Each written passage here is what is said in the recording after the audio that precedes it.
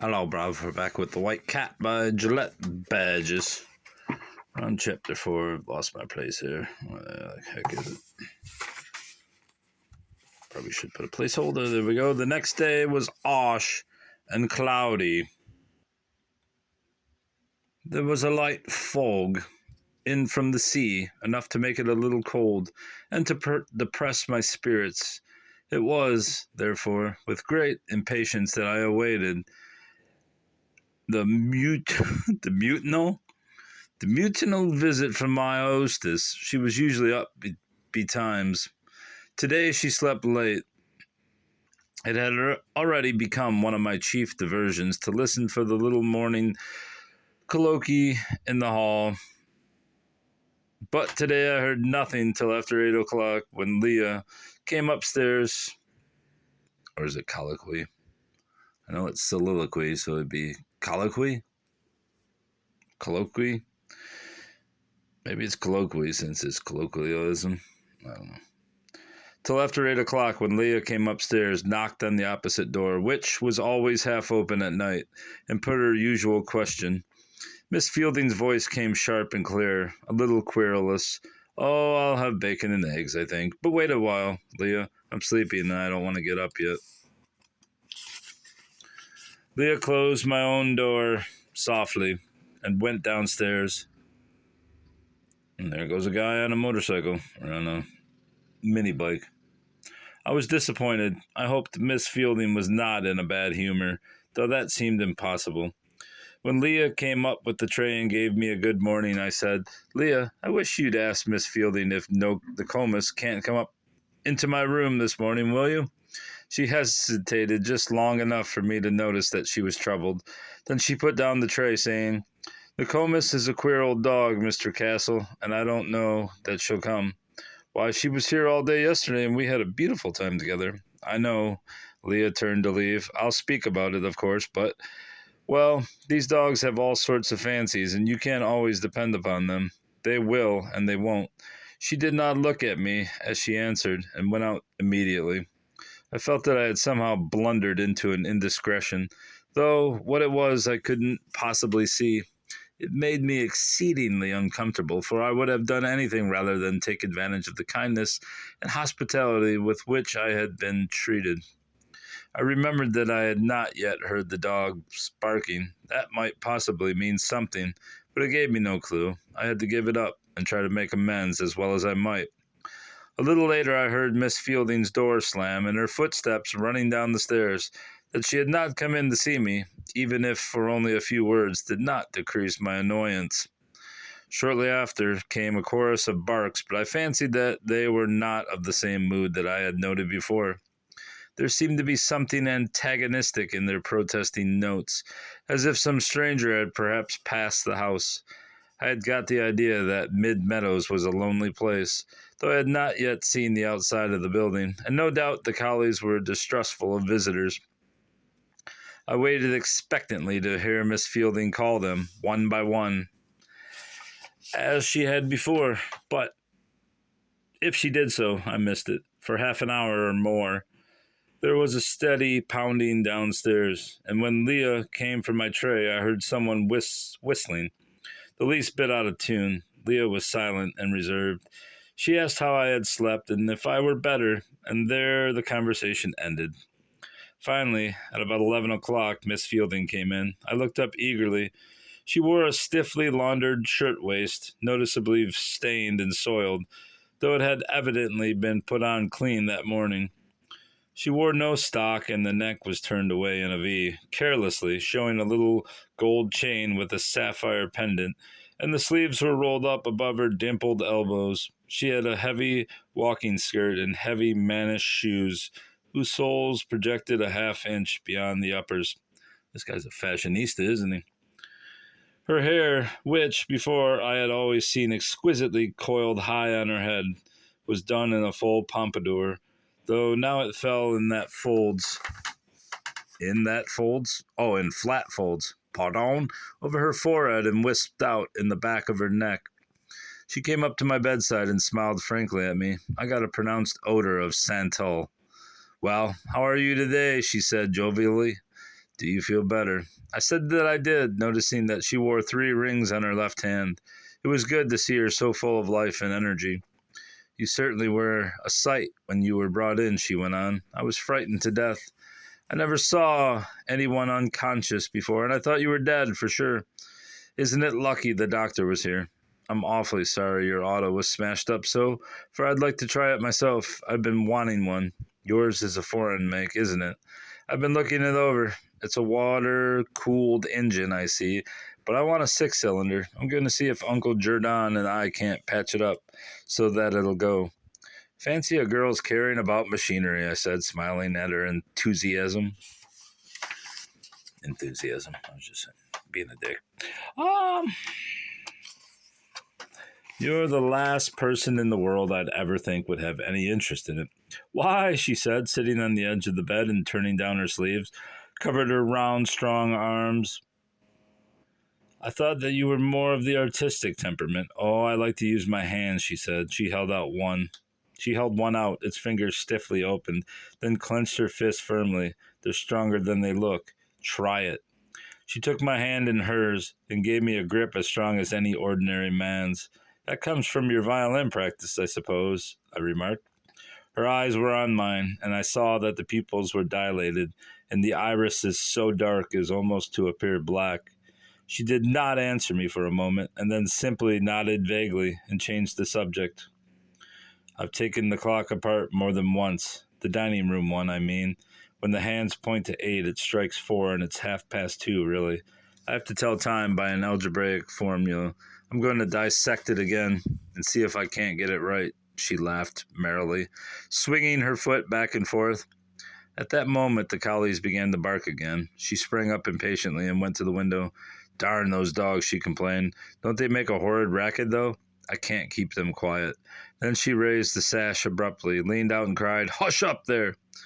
Their answer was a chorus of indignation. She let down the window with a clatter and walked to the mirror to rearrange her hair. Using silver pins that shone conspicuously in her dark locks, her skirt had sagged away from her belt at the back from the violence of her work, no doubt, and she reached to fix it, turning to smile at me coquettishly after she did so. Do you like my hair done high or low? She asked. I like it best the way I first saw it. That night, I said. It was done in a fillet.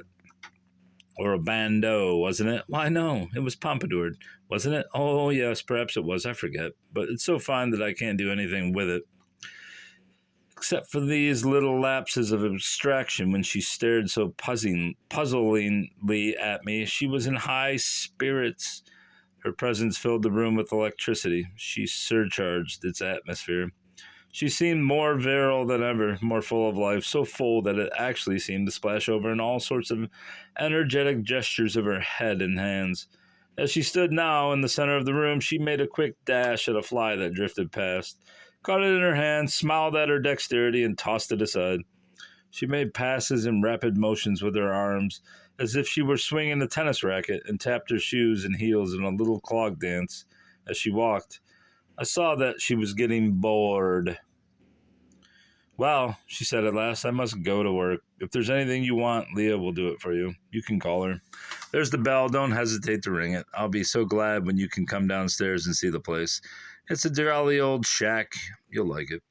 She waved her hand jauntily and swung out of the room. I heard her run downstairs, and a little later, the pounding and the whistling recommenced.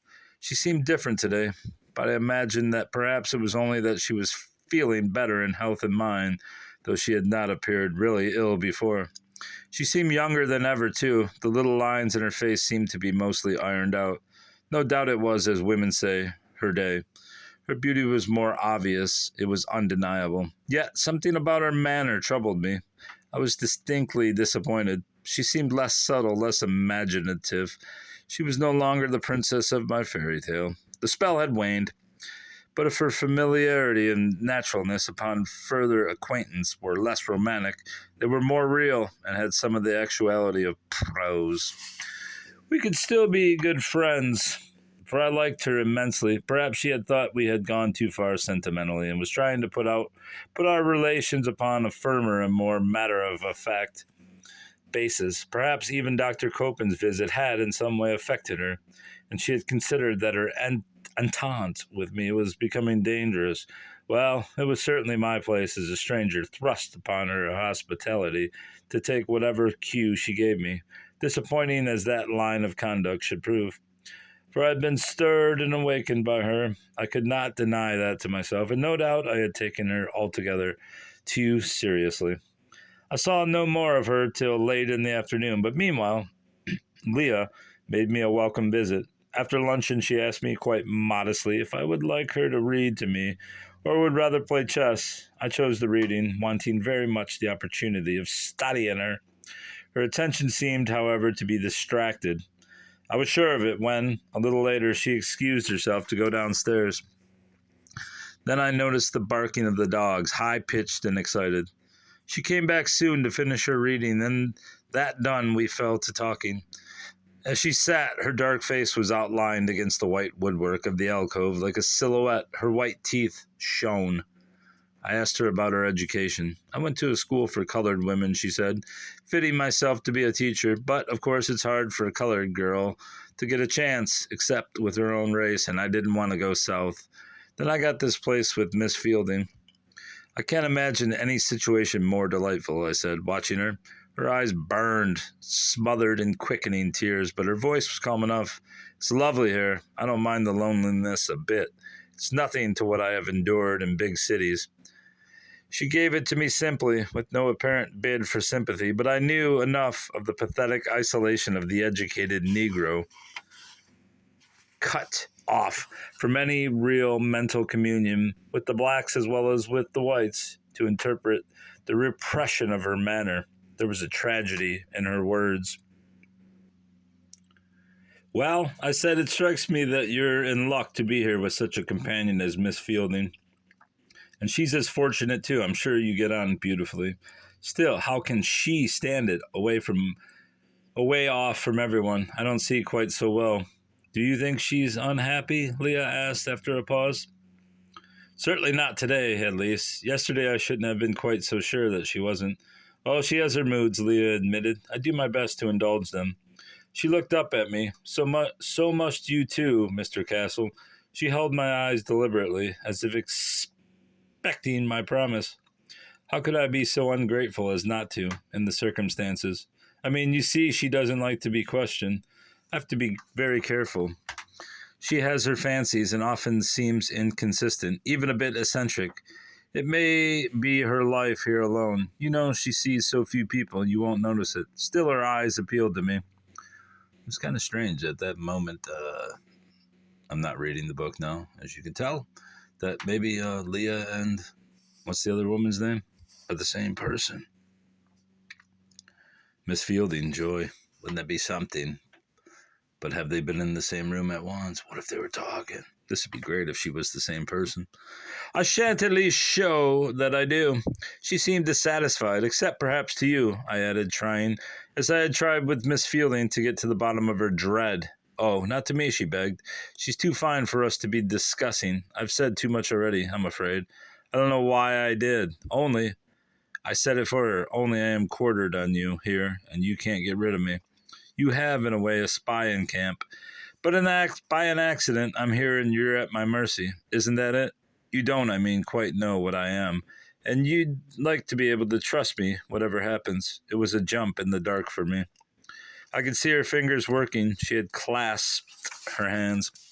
Oh, I hope I haven't given you the idea that anything is likely to happen, she said anxiously. If I have, I'm quite sorry I spoke. If you'll only take everything quite as a matter of course, that's all I mean. Her moods, you know, and not think things. She ended without attempting to be more lucid, for there was a sound of someone coming upstairs. Miss Fielding came into the room. There goes my theory. Unless she does OBE. Miss Fielding came into the room, and her delicate right eyebrow rose at seeing Leah sitting there doing nothing. Leah, go down and tie up the dogs. They're chasing all over the place. Her voice was crisp and peremptory. Leah went away quietly. I got a swift glance of mute appeal at me as she left. Miss Fielding came to my side and looked down at me quizzically, her thumbs in her belt. Do you mind telling me your name? She said. It's rather awkward not to know. You know. Oh, Castle's my real name, right enough, I answered. Castle, she repeated, and then, as if recollecting, of course, but I meant your first name. Her face cleared. Chester Castle, I enlarged. A good name for an architect, isn't it? An architect, really? Then I'll have to get you to help me on my little house. But you're too good looking for an architect, she laughed. I thought they always wore pointed beards like doctors. Oh, I'm not a beaux arts man, I said, keeping up with her mood. Are you married? No, I'm happy to say I'm not. So am I, she laughed. That is to say, I'm glad I'm not, and I'm glad you're not. My name is Joy. Isn't it silly?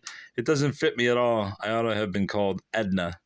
Very well, then, you shall be, I volunteered. She took it without surprise or annoyance. Oh, I don't stand on ceremony. That's silly. If you're going to stay here for a week, I shall have to call you Chester. Do you mind? It's an awful bore to have to say Mr. Castle all the time. By all means, my mother and my friends call me Chet. That's better still, Chet. She tried it audibly. I rather like that. You're welcome to it. I laughed at her directness. But you haven't asked me any questions. I should think you'd be curious. Really, it isn't at all complimentary to have you so indifferent. Oh, I'm only keeping on the island, I returned. Keeping what? Don't you remember about staying on the island? You know you asked me yourself to. Oh, yes, did I? I forget. The puzzled look on her face had appeared again, but was driven away. Well, there really isn't much to know about me. It's stupid enough here at Mid Meadows. It's my own place, you know. It used to belong to my grandfather. I've had it ever since he died. I suppose it's good for me here, for I'm ill a good part of the time. I'm up and I'm down, but when I'm up pretty high, and when I'm down, I'm way down in the depths. She had sat down in a chair and had crossed her legs, one over the other, wagging one foot and clasping her hands across her knees, so tightly that the blood was driven from her white knuckles to the ends of her purple fingers. It is always an awkward pose. I would often wondered how a pretty girl could ever take it. Now she drew her chair closer to the bedside and took my hand. Let me see your hand, she said suddenly. I'll read your palm if you like. She bent over it, drawing so near that her head was quite close to mine, so close that, had it not been for the perfume she used, I should have got the odor of her hair. When she turned to me, smiling, she seemed very near indeed, though none too near me. She began her reading of the lines, holding my hand in both hers, pointing to the signs with one finger, trying the resistance of my thumb, squeezing the flesh to determine its firmness, kneading it, and handling it in quite the professional manner. It took her some time. The opinions she gave me were not particularly affording, but they were rather cleverly put. She made a good deal of my magnetism, saying that she could actually feel it. I was properly flattered. I could feel hers easily enough. Then she dropped my hand, rose, and yawned as freely as had Nokomis herself. I'm starving, she exclaimed. I must see what's the matter with dinner. I'm sorry you can't come down, Chet. I hate to eat all alone. Why, doesn't Leah eat with you? I asked, surprised. No, I can't quite go that, she said emphatically, as she made an irrelevant athletic gesture. I have to draw the line somewhere, you know. I have Uncle Jordan sometimes, though, just for the fun of seeing him eat. He's perfectly lovely. He holds his fork in the Kansas City style, this way. She illustrated... Well, there goes the guy on his motorcycle. I guess he's trying out all the bikes today. She illustrated the familiar restaurant attitude with the thumb and little finger of her left hand braced under a paper knife. The three middle fingers curled atop. Then he always loads up his fork with his knife. A little piece of meat and a little piece of potato and a little dab of butter and a little swish of gravy, and then she showed me how, pretending to toss it into her mouth, and wiped her lips with the back of her hand in a way that made me laugh aloud. You could hear him eat, way up here. Golly, it makes me hungry to talk about it, she added. I'll see you later, Chet. Oh, I'll send you up some currant jelly.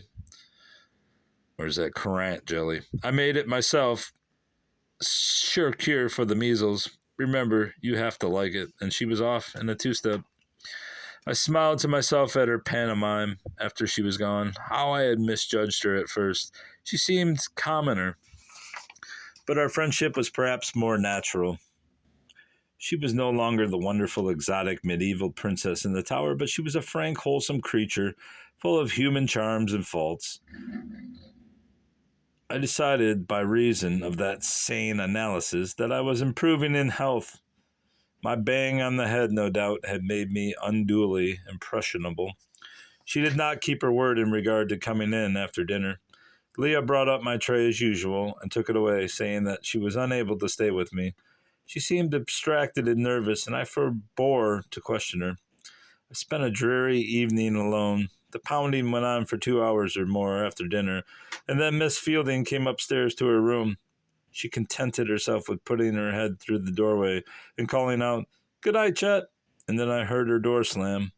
There was no talk between the two women that I could hear. And that commences to end. Chapter 4. Chapter 5 awaits us, bruv. Chapter 5. Goodbye.